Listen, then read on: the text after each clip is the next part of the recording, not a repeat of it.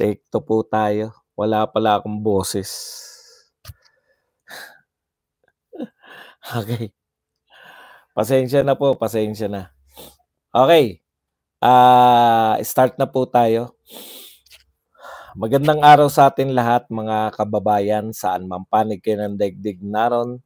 Dito na naman tayo sa another episode ng ating vlogs, Badong Aratilis po. Pag-uusapan natin ngayon, ito po, nagsisisihan na po ang mga talunan, no? Yung mga alyansa po, nagsisisihan na. Dahil po dito sa kanilang dismal performance o sa madaling salita pagkatalo. Sinisi po ni Ping Lacson, sabi ni Ping Lacson, hindi daw gumana yung machinery ng administration at in return sumagot naman po si Chis Escudero, no? Si Toby Chanco naman po ang sinisisi ay yung pong mga nagsulong ng impeachment laban kay BP Sara. Yan po mga pag-uusapan natin, pero bago yan, kung bago ka pa lang dito sa ating channel, mag-subscribe ka na. Dahil ito lang ang tanging channel na may kinikilingan, may pinapanigan, una sa balita, huli sa impormasyon, kaya ano pang hinihintay nyo? Pindot na, okay. Pag-usapan natin, no? Unahin na po natin, bago tayo pumunta riyan sa main topic. Matagal ko na po itong topic nung isang araw pa, kaya lang nakakalimutan ko.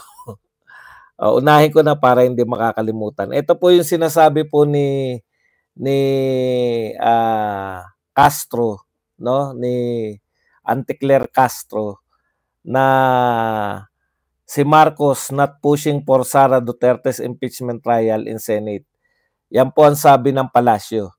Alam niyo po, dalawa lang yan eh. Is either talagang nambubudol na naman kayo na wala kayong interest o hindi nyo pinupush yung pong impeachment trial ni BP Sara, or ang pinagtataka namin, bakit na-impeach si BP Sara kung walang basbas na Malacanang? So dalawa yan, nambubudol ba si Marcos na naman na sinasabi niya na sa isang banda, wala akong interest. Katulad yan na sinabi mo noon, no? Na wag nyong impeach, against kayo sa pag-impeach kay BP Sara. Pero yung mga tauhan ninyo, lalo na yung pinsan mo sa House of Representatives, si Martin Romualdez, siya po ang nagsulong. Kaya dalawa lang po yan, nambubudol ka na naman, BBM, or talagang hindi ikaw ang nasusunod, no? Talagang tama yata si BP Sara na hindi ka naman nasusunod. Ano yung sabi? Isang Araneta at isang Romualdez ang nasusunod sa Pilipinas. Kaya malamang talagang wala din yan, no? Lip service lang yan mula po sa is either nabubudol o wala talagang sumusunod na presidente ng Pilipinas. Okay, punta na po tayo rito, no? Grabe si Chis Escudero, no? Binara niya po si Lacson. Tama naman si Lacson, di ba? Hindi gumana ang administration machinery. Paano nangyari yun, Lacson? Hindi ba lagi niyong kasama? Ito lang po ang tanging presidente na sa midterm election ay laging kasama sa kampanya, no? Alam niyo po, kulang din yung analysis niyo na may problema sa machinery, no? Diyan sila nagtatalo, hindi gumana yung makinarya ng administrasyon, no? Tama si Lacson dun, kasi kung gumana yung machinery ng administration, ilang vlogs ko na po itong sinasabi sa inyo, na traditionally o sa history po ng Pilipinas, dahil nga po ito ay kainitan pa ng mga pangulo, midterm pa lang karaniwan po sa Pilipinas, sa mga nagdaang presidente, sila po overwhelming po na naipapanalo nila yung senatorial election sa midterm. Ibig sabihin po ng naipanalo, mas marami po yung naipanalo nilang senador. Ngayon po, 5 po sa alyansa, 5 po sa PDP, at may paningit na 2. So talo po talaga yung administrasyon. Tama si Lacson. Ano yung sinasabi mo, Chis? Tama si Lacson na hindi talaga gumana yung machinery. O, di ba? Kaya lang kulang sila ng paliwanag eh. Sige, isa-isayin natin. Sa nagdaang mga machinery ng administration, talagang maliwanag yung panalo ng mga pro-admin senators. Kaya nga bumaliktad sa inyo si Tolentino dahil wais eh. Di ba? Masyadong wais si Tolentino. Nag-aral siya ng kasaysayan ng midterm election. At nakita niya na talagang mas malaki ang tsansa niyang manalo kung papanig siya sa administrasyon. O, dun yung pinakamalaki niyang pagkakamali. Kasi ibang uri yung administrasyon eh, na sinamahan niya. Ito yung administrasyon na kinamumuhian ng mga tao. Ito yung administrasyon na nag-impeach sa vice president, sitting vice president, na may pinakamaraming boto, at ito rin ang tanging administrasyon na nagsuko ng kanyang mamamayan, at hindi simpleng mamamayan. Dating presidente, isinuko sa ibang bayan, isinuko at pinakulong. Isinuko at pinakulong sa ibang bansa. Siya lang po. Kaya kakaiba tong administrasyon na to. Matagumpay ba? Gumana ba yung machinery? Hindi. Hindi gumana. Ayon nga kay Lacson, grabe daw talaga. Duterte daw talaga yung factor, sabi ni Lacson. Kasi sa buong Mindanao, halos sa buong Mindanao, 0 daw sila. Yung Duterte sa buong Mindanao ang pumapasok. Buong Mindanao O, sa Visayas pa, malakas na malakas pa rin ang Duterte. Buong Mindanao po. Okay.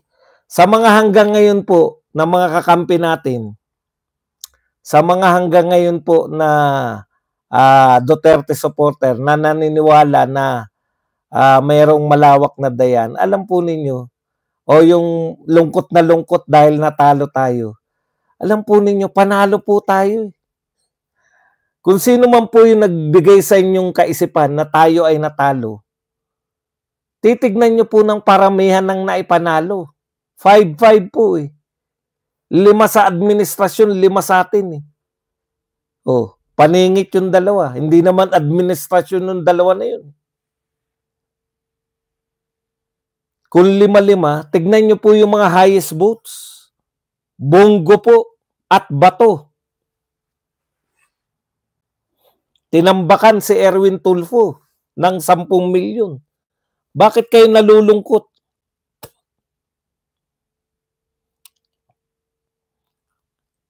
Eto lang sa naniniwala po na nanadaya ang administrasyon. Ako, pwede naman, di ba? Kaya lang kung mandadaya po ako real talk tayo Kung ako mandadaya, uunahin kong ipanalo ang uunahin ko pong ipanalo si Abalos, o kaya si Tolentino, o kaya si Pacquiao. Kasi sila yung PFP. Sila yung kapartido ko eh. Nakukuha niyo po. Hindi ko dadayain, ako administrasyon, ipapanalo ko si Bam Aquino. Ipapanalo ko si Kiko Pangilinan. Maaring mali ako. Pero, di ba? Samantalang, ang leading po, Duterte. Hindi po yan angkas sa Duterte. Hindi po si Bongo po at saka si Bongo, si Bato at saka si Marcoleta. Hindi po yan masasabi na mga bumaliktad para kay Duterte. Matagal na po sila na Duterte. Ang boto po diyan lalo na sa dalawa, kay Bongo tsaka kay Bato, yan po ang boto ko sa mga Duterte. Okay, wag po kayong malungkot. Ikalawa po, maski si Tatay Digong, alam niyo po ba kung bakit, kung ano po yung panawagan ni Tatay Digong, bakit suportahan yung Duterte? Para mailigtas si BP Sara sa impeachment trial, sa impeachment court, para makatakbo. By helping BP Sara, we are actually helping the Philippines. We are actually helping ourselves. Tayo ang tinutulungan natin. Dahil may pag-asa po si BP Sara, ewan ko kung anong nitong green-orange na to.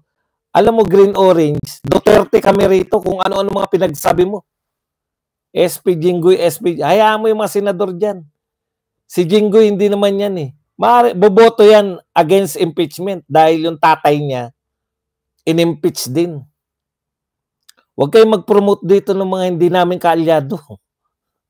Hayaan niyo yung mga senador namin kung sino piliin nila. Ewan ko kung bakit mo kinakailangan anuhin dito si Jinggoy. Kaano-ano ba namin yan? Okay. Tama yung sinabi ni Lacson. Numero na yun eh. Sa Mindanao, halos masiro sila.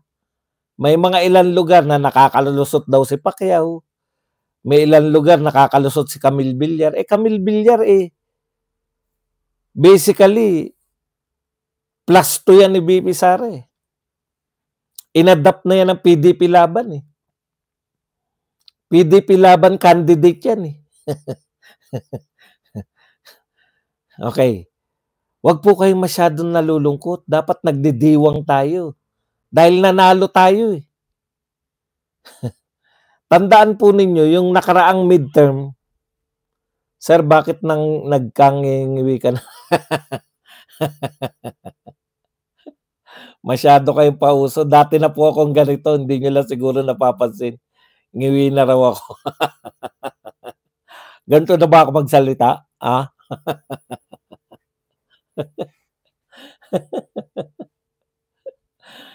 Nilampaso natin eh. Alam po ninyo, no? Mag-real talk po tayo. Panay bagito po to. Dalawa lang po sa ating kandidato o kung isasama natin si Amy Marcos, tatlo lang po, tatlo lang po yung dating senador. Sa kabila po, halos lahat sila. Yung mga tinalo natin, halos lahat.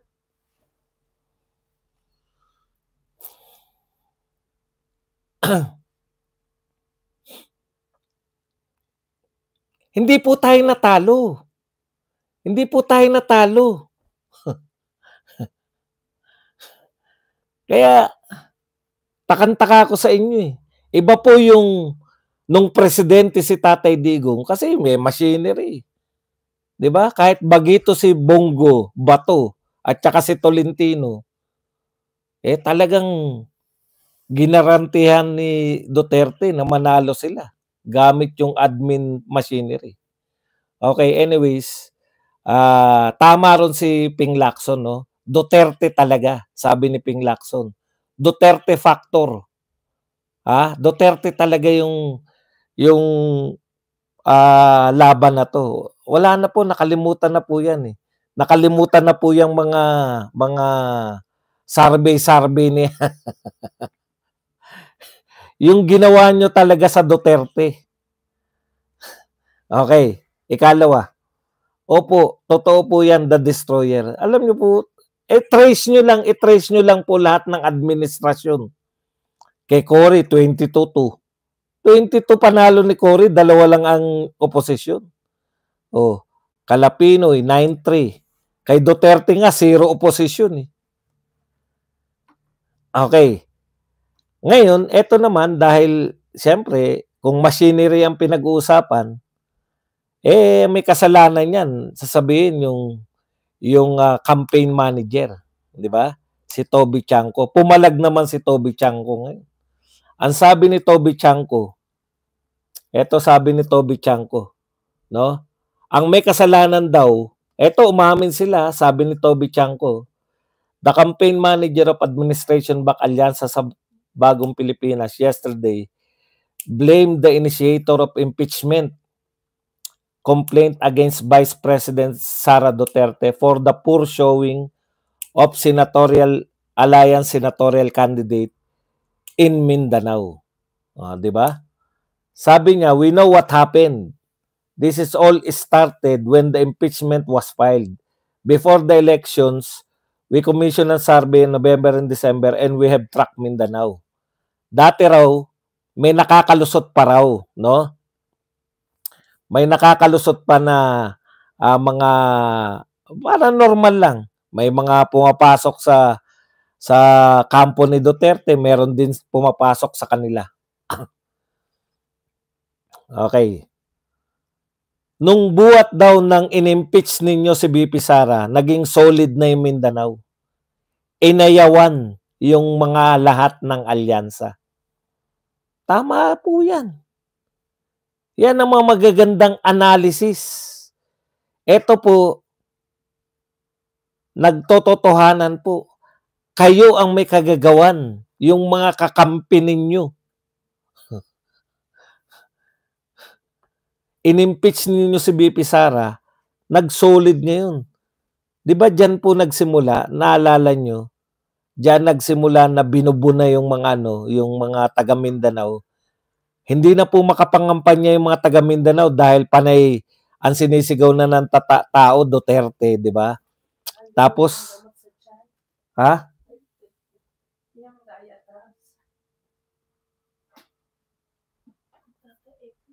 Uy, sige. Sasamahan ba kita? Saan ka pupunta? Wala namang tindahan dyan. Restaurant lang yan, tsaka parang ukay-ukay.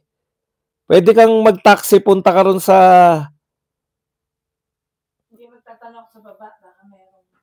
Okay.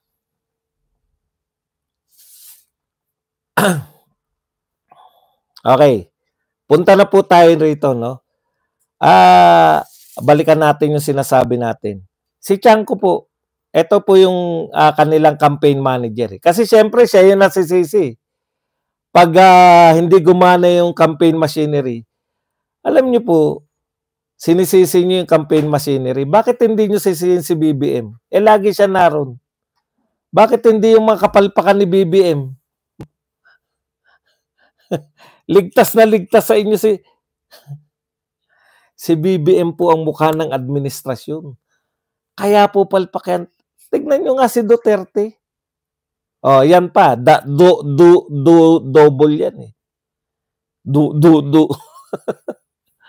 Doble po yung ginawa ninyo sa mga Duterte. In-impeach nyo si BP Sara, pinakulong nyo si Tatay Digong. Ano ini-expect nyo sa mga tao? Di ba? Ini-expect nyo business as usual pa rin. Titirahin nyo lang sila sa media. Magpe-press con lang na magpe-press con yung mga congressman. Alam nyo, yung Troika, alam nyo yung si Trillanes, kada magsasalita, si Auntie Claire, tsaka to si Gadon, na Duterte pa rin ang sinisisi nila. Napakulong na nila. Imagine niyo po kung anong uri ng administrasyon na to. Nakakulong po si Tatay Digong. Si BP Sara, in-impeach po nila. Sinampahan nila ng kaso sa impeachment. Ano ang gustong mangyari ng mga congressman? Magpaliwanag pa rin. Sinampahan nyo na ng kaso. Gusto nyo magpaliwanag pa rin? Si Auntie Claire, ano pong ginagawa ni Auntie Claire? Kada may mangyayari, sisisi sa Duterte. Nagkaroon ng aksidente sa NAIA. Pucha, kasalanan ni Duterte yan. Si Duterte po, naroon nakakulong sa ICC nung mangyari yung aksidente. Kaya wala na pong inaasahan dito sa gobyerno. Ano pa asahan mo? Imbis na lutasin nila ang una nilang hinahanap, sino masisisi? Kaya katulad nitong mga 'to, mana sila lahat sa amo nila, eh. Hanap ng masisisi. Kita mo nagtuturuan na sila ngayon. Talo sila, eh.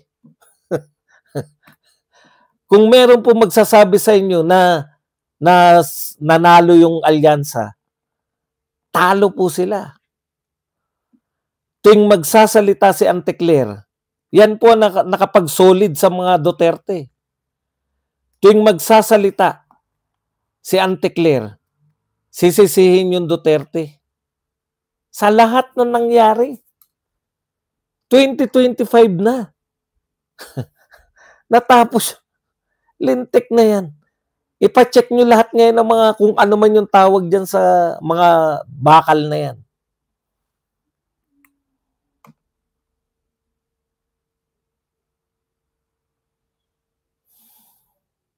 Alam niyo po, sinuka na kayo ni Camille Villar, eh. Hindi nyo ba naalata?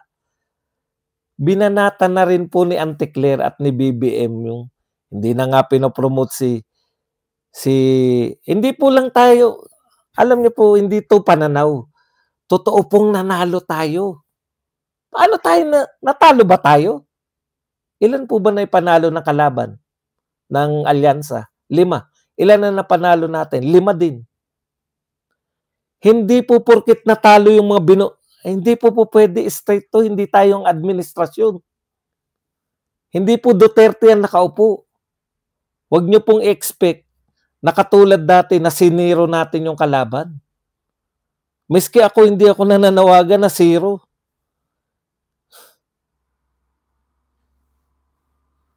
Panalo po tayo. Number 1 si Bongo po, number 1. Pinakamalaking boto ng senador sa kasaysayan ng Pilipinas. Nakamit po ni Bongo. At yun naisip na natalo tayo.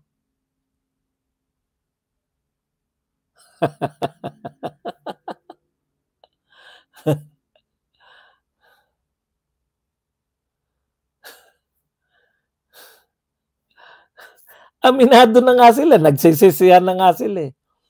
Mahirap po yun na makikita nyo lang na panalo tayo kung lahat tayo pumasok. Hindi po, imposible po yun.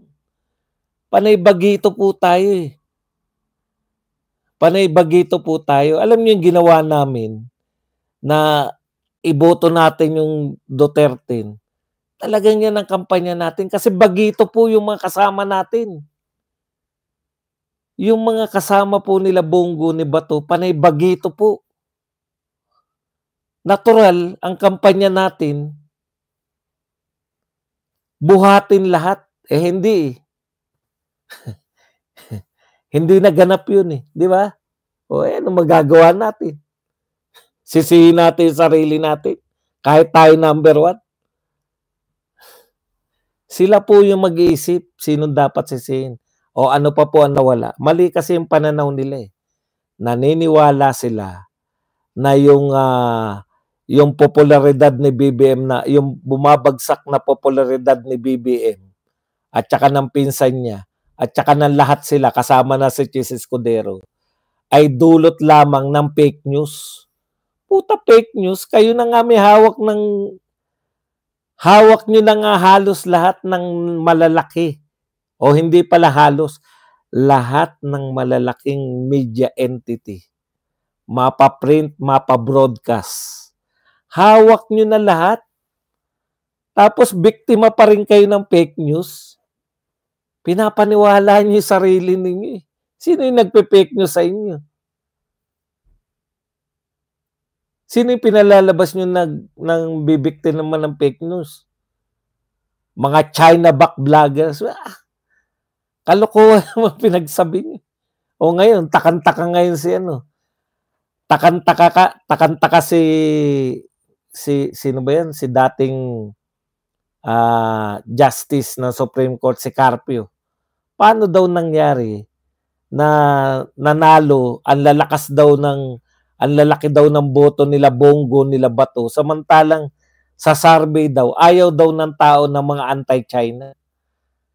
Naniniwala kayo sa sarili ninyong Bakit sinabi ba ng tao na pro-China si Bongo tsaka si Bato?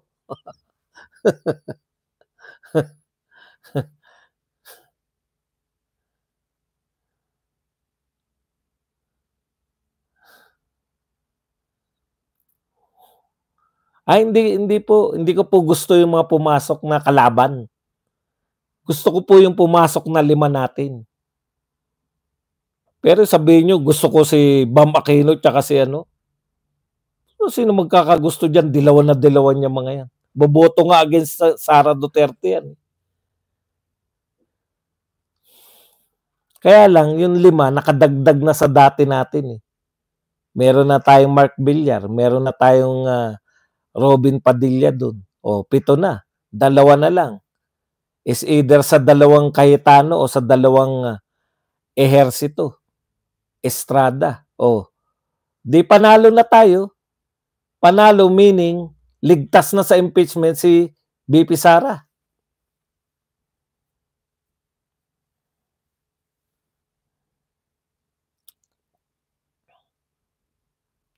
Takang-taka daw si Carpio, eh. Bakit daw nangyari yun na ang daming bumoto kay Bongo at saka kay Bato.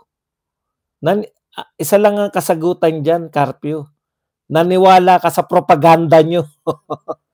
Propaganda nyo lang yan, eh. Ikaw naman, no? Ang totoong problema ng mga tao, kagutuman, niloko nyo pa sa 20 pesos na bigas. O ngayon, kumakalat na ang nagbebenta ng 20 pesos na bigas. Kumakalat saan? Puta, baka hindi lahat na, ako, takang-taka ko dyan. Pag nagbenta ba kayo sa Kadiwa Center, ibig sabihin, malawak na yun. Utot nyo. Matagal nang may Kadiwa Center, hindi pa po ako nakakabili kahit minsan sa Kadiwa Center ng kahit na anong bagay. Buhat nung umupo si Marcos, meron ng Kadiwa Center. Tapos, sasabihin ninyo, ano po ang sinabi ni ano? Ano ang sinabi ni Chis Escudero? Tingnan nyo kung gaano po kaano to si Chis Escudero. Tama yun si Lacson, eh. Talo sila. Hindi gumana ang campaign machinery ng admin. Bakit po? Pag gumana po, overwhelming sana. Ano po ang pagkakaiba? Hindi to katulad nung panahon ni Cory na bagito lahat. Dati bagito lahat nung bata ni Cory. Hindi po kilala yung mga yan. Yung mga naging senador ni Cory. First time senators po karamihan dyan. Kaya nagdala talaga admin machinery. Eto, mga datihan na kayo, eh. Mayroon pang mga datihang senador na natalo. Pero, etong challenge, eh. Pag-isipan nyo po. Halimbawa po si Pacquiao, nagbalik loob sa mga Duterte. Kunwari, pinili niya. Nagbalik loob siya sa Duterte. Sa tingin nyo, mananalo si Pacquiao? Mananalo si Pacquiao. Si Tolentino hindi nag-traidor, halimbawa, nanatili siya sa Duterte. Baka top 5 pa si Tolentino. Si Abby Binay, kung tumakbo siya, kasi Binay na yan, eh. Hindi naman naging Binay yan dahil kay Marcos, eh. Binay na siya noon pa, eh. Halimbawa, tumakbo siya sa Duterte. Sa tingin nyo, hindi siya mananalo? Mananalo yan. Si Bong Revilla na laging napasok. Sa tingin nyo, hindi mananalo yan? Mananalo yan. Meaning, dahil tumakbo sila kay BBM, natalo sila. Naintindihan nyo yung machinery? Ganun po yung machinery na hindi gumana. Panalo na, natalo pa. Dahil naging negative yung sinalihan. Kung sila sumali sa mga Duterte, putya, pasok yung 4 na yan. Ganun po ang sukatan ng machinery. Gumana ba machinery ng Duterte? One woman machinery nga yung Duterte. Ikot lang ng ikot si VP Sara eh. Banat lang ng banat eh. Gumana ba? Gumana, panalo tayo eh. Huwag niyo pong isipin na natalo tayo. Nanalo po tayo. Alam niyo kung ang panalo sa inyo ay na dapat pasok yung 10, eh, ano yan, admin ba tayo? Huwag kayong mag-alala. Huwag kayong mag-alala. Pag presidente na si Inday Sara, makakaranas kayo ng 12-0.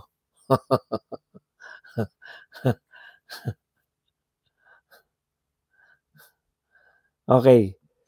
Ano sabi ni Escudero? Pang ano talaga to eh. Si Escudero talaga hindi talaga siya yung ano eh. Hindi talaga to mananalo beyond ng pagiging senador. Hindi talaga mananalo to. Kasi yung isip niya pang ano, pang maliitan eh. Tignan niyo. Ang banat niya. Okay. Sa pinagkomento siya. Siguro kung sinabi niya na natatalo siya sa ayan, sa halalan, di ba? Baka. Pero isa siya sa mga 5 na nagwagi sa alyansa. I'm sure it was be worth something. Sabi ni Escudero, sa madaling salita, ang sinasabi ni Escudero, paano mo sasabihin na hindi gumana ang machinery? Nanalo ka. Diba? Nanalo naman daw si Lacson. Bakit niya raw sasabihin na hindi gumana yung machinery ng administration? Alam mo, ganyan, utak mo, Chis Escudero, kaya wala ka na asenso. Dati ka pang senador eh. Tumakbo kang vice president, olats. Hindi ka umasenso kasi ganyan ang pananaw mo. Manalo lang. Hindi po naman panalo lang yung iniisip eh, ni Lacson eh. Ang iniisip ni Lacson, kung gumana yung machinery, dapat majority tayo. Ano sabi ni ano? Mabuti pa si Bato mag-isip eh. Ano sabi ni Bato? Kung hindi nyo pinakulong si Tatay Digong, baka pumasok man kami ni Bongo, baka nasa baba sila. Dalawa yung kapalpakan nyo, no? Si Toby Chanco, ayaw niya lang banatan si BBM, pero hindi lang yung impeachment ni BP Sara. Mas matindi po yung pagkidnap nila kay Tatay Digong at pinakulong sa dahig. Mas matindi po impact nun. Kahit maniwala ka't hindi. Mas matindi yung impact nun.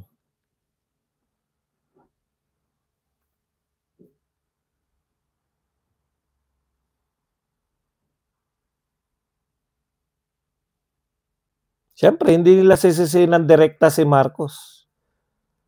Kaya si Marcos walang nakakarating sa kanya na nagtataka lagi yun. Pag natatanong ng reporter, paano ang nakapaligid sa kanya panay magaganda yung mga sinasabi. Fake news lang, kaya tayo natatalo. Kaya okay naman po ginagawa nyo, kaya lang nape-fake news lang kayo eh. Nasaan na ngayon yung paninisin nyo sa fake news? Nakakahiya, ang nagsasabi pa ng fake news, yung mga media. Hindi kayo nahihiya, kayong mga traditional media. Paano kayo nalulusutan ng fake news? Hindi kayo, kung totoo man, alimbawa natin, totoo yung sinasabi nyo na laganap ang fake news.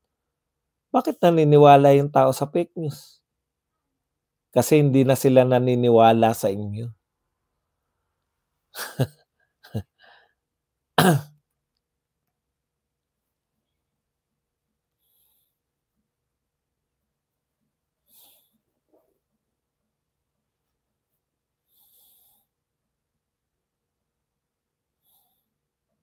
Teka lang, titignan ko kung meron pa tayong tatalakayin. Okay. So nagsisisihan na sila. Yung mga congressman ang sinisisi ni Chanco. Kaya sila natalo sa Mindanao. Ama na kayo sa amo nyo eh. Lahat naninisi. Bakit hindi niyo tignan yung sarili niyo? Ano ba nagawa namin at ayaw na kami ng tao? Hindi yung sisi dito, sisi dun. Bakit ayaw na ng tao sa mga administrasyon, 'di ba? Nangako naman kami ng 20 pesos na bigas. Yun na nga yun, nangako na naman kayo. Tapos isang araw lang, sawa na yung tao sa pambobola nyo. O, eto pa isa. Akala nyo yung mga tao, mga mukhang pera. Di ko alam kung saan nila nakuha yun. Mas wais pa mga tao sa inyo. Pati kami. Hindi naman namin sinasabi na maski si Tatay Digong. Nakinig nga yung tao kay Tatay Digong. May namimigay ba ng ng ayuda? Kunin nyo. Inyo yan. Kinuha po. Akala ninyo lahat ng kumuha ng ayuda nyo, iboboto na kayo. Doon kayo mali.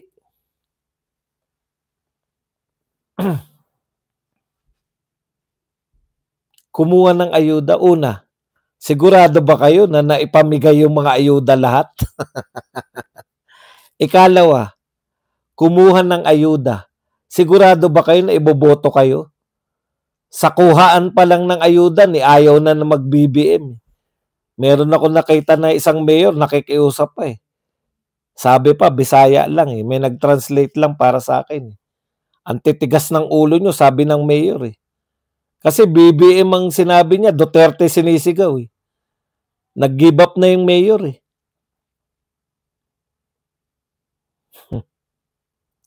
Wala naman, Ma'am Sunset Mema, wala naman pong 20 pesos na bigas eh. Pag sinabi nyo pong 20 pesos na bigas, sa tindahan po, sa palengke po meron. Wala naman po sa mga palengke.